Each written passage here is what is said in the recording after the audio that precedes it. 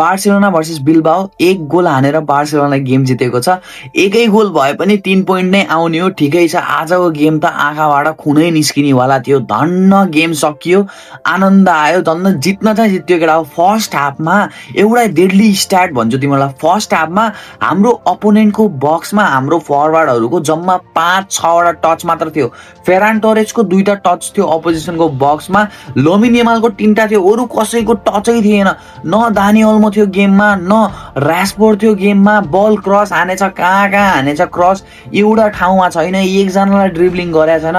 आजको त मिडफिल्ड पनि न कसैले बल राख्न सकेको छ। यस्तो हावा गेम। पेड्री आइसकेपछि बल्ल पेड्री र यमालको एउटा त्यो ब्रिलियन्स, इन्डिभिजुअल ब्रिलियन्सले गेम जितियो भन्ने हो। नत्र आजको गेममा nothing was good, nothing was positive. जे होस् डिफेन्ड गरियो, गोल खाइएन। जोन गार्सिया पछाडि छ, रोक्या छ।